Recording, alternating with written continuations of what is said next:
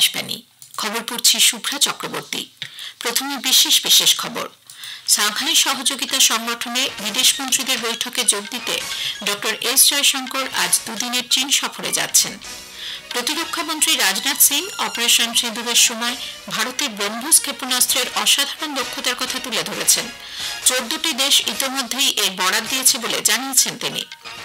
নাসার অ্যাক্সিয়াম 4 মিশনের আওতায় গ্রুপ ক্যাপ্টেন শুভাংশু শুক্লা সহ 4 মহাকাশচারী আজ পৃথিবীতে ফিরছেন। ভারতীয় আবহাওয়া দপ্তর আজ রাজস্থান, গাঙ্গেয় পশ্চিমবঙ্গ, গুজরাট, ঝাড়খণ্ড, ওড়িশা এবং পশ্চিম মধ্যপ্রদেশে ভারী থেকে অতি ভারী বৃষ্টির পূর্বাভাস দিয়েছে। ইতালির জানিক সিনার পুরুষদের উইম্বলডন সিঙ্গলস খেতাব জিতেছেন। অ্যান্ডারসন টেন্ডুলকার ট্রফির তৃতীয় টেস্টে জয়ের জন্য ভারতের দরকার 135 রান। আসছে বিস্তারিত খবরে। বিদেশমন্ত্রী ডক্টর এস জয়শঙ্কর আজ দুদিনের চীন সফরে যাবেন। আগামীকাল তিয়ানজিন শহরে সাংহাই সহযোগিতা সংগঠন এসসিওর বিদেশমন্ত্রীদের বৈঠকে যোগ দেবেন তিনি। এসসিও সহযোগিতা ক্ষেত্রের আওতাধীন প্রধান আন্তর্জাতিক ও আঞ্চলিক বিষয়গুলি নিয়ে মতবিনিময় হবে।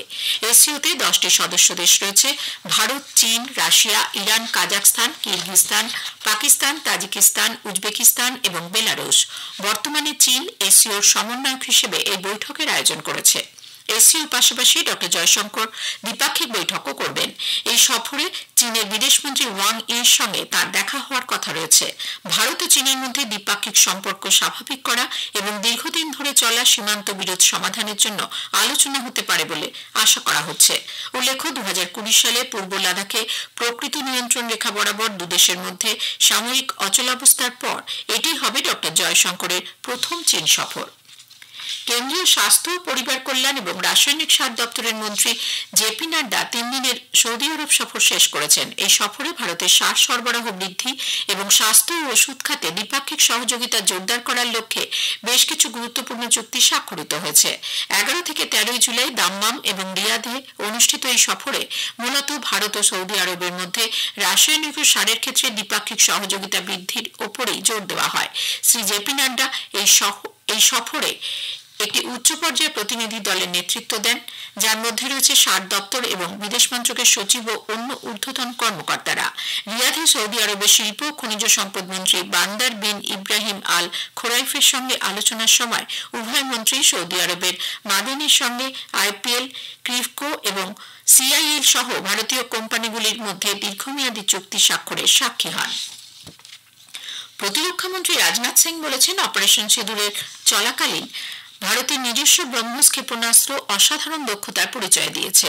দুদিনের লখনৌ সফরের দ্বিতীয় দিনে গতকাল উত্তরপ্রদেশের প্রাক্তন মুখ্যমন্ত্রী চন্দ্রভানু গুপ্তার একটি মূর্তির আবরণ উন্মোচন করে শ্রী সিং বলেন, 14টি দেশ ইতোমধ্যেই এই ক্ষেপণাস্ত্রের বরাত দিয়েছে। লখনৌয়ের কারখানা থেকেই সেগুলি রপ্তানি করা হবে। ऑपरेशन सिंदूर हुआ, उसके बाद दुनिया के लगभग 14 देशों ने भारत से ब्रह्मोस मिसाइल की मांग की है। ब्रह्मोस मिसाइल अब लखनऊ से भी एक्सपोर्ट की जाएगी। यह फैसिलिटी रक्षा क्षेत्र में हमारी आत्मनिर्भरता है उसको मजबूती देगी और साथ ही इससे रोजगार का भी सृजन होगा। और मेरा प्रयास यही है कि यहाँ और इंडस्ट्रीज भी आए ताकि लखनऊ के साथ साथ प्रदेश का भी तेजी से विकास हो। রাষ্ট্রপতি দ্রৌপদী মুর্মু আজ দুদিনের সফরে ওড়িশা যাবেন। আজ সন্ধ্যায় ভুবনেশ্বরে বিজু পট্টনায়ক আন্তর্জাতিক বিমানবন্দর থেকে সরাসরি এইমসে যাবেন তিনি। সেখানে 5ম সমাবর্তনে অনুষ্ঠানে যোগ দেবেন। আগামীকাল রবীন্দ্র বিশ্ববিদ্যালয়ে ত্রয়োদশ বার্ষিক সমাবর্তন অনুষ্ঠানে তার উপস্থিত থাকার কথা। কটকের রবীন্দ্র গার্লস হাই স্কুলের 3টি ভবনেরও শিলান্যাস করবেন তিনি। এছাড়াও আদিকবি সরলা দাসের জন্মবার্ষিকী অনুষ্ঠানে যোগ দেবেন রাষ্ট্রপতি এবং 2024-এর কলিঙ্গ রত্ন পুরস্কার প্রদান করবেন। ওড়িশার বালেশ্বর জেলার ফকিরমোহন স্বশাসিত কলেজের এক ছাত্রীকে যৌন হেনস্থার অভিযোগ উঠেছে এক সহকারী অধ্যাপকের বিরুদ্ধে। এর জেরে ওই ছাত্রী নিজের গায়ে আগুন দেয় বলে জানা গেছে।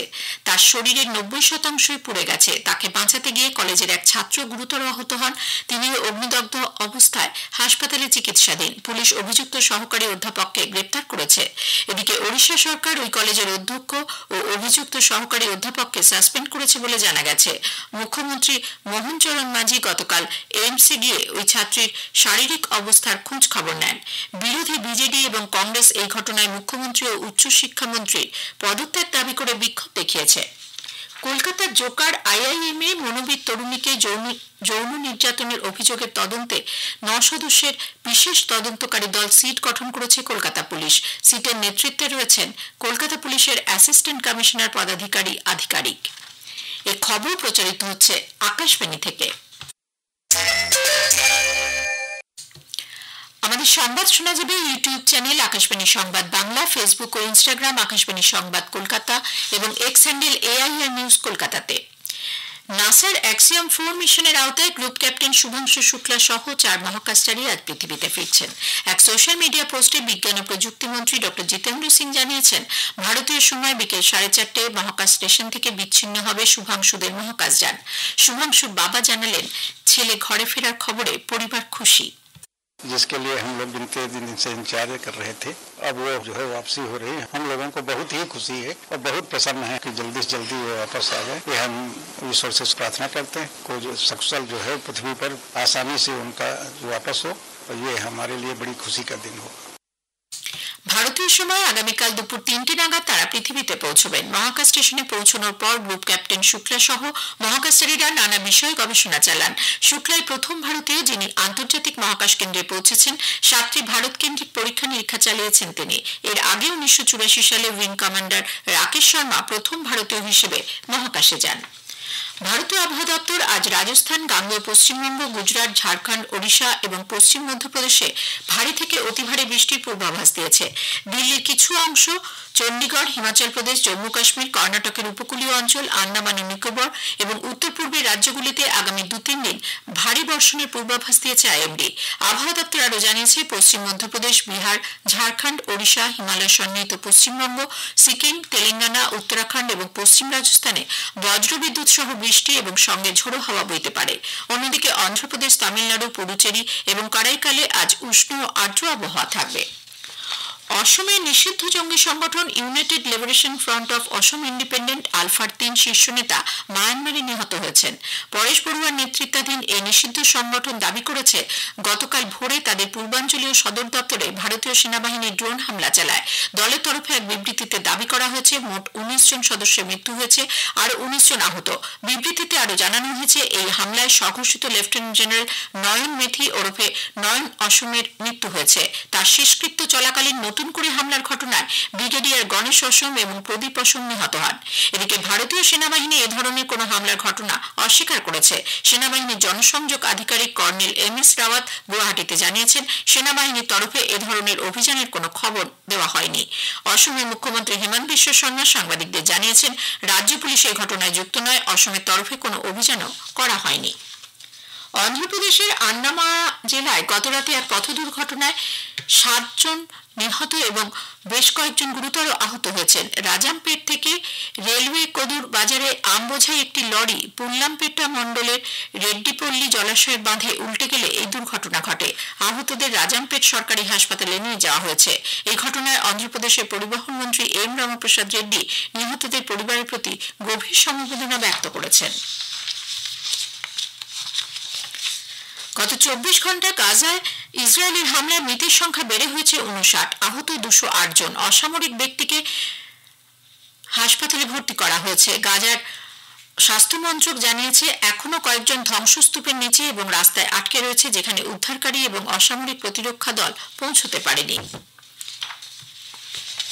ইতালির জানিক সিনার পুরুষদের উইম্বলডন সিঙ্গলস খেতাব জিতেছেন। লন্ডনের অল ইংল্যান্ড ক্লাবে গতরাতে রুদ্ধশ্বাস ফাইনাল ম্যাচে সিনার গতবারের চ্যাম্পিয়ন কার্লোস আলকারাজকে 4-6, 6-4, 6-4, 6-4 সেটে হারিয়ে দেন।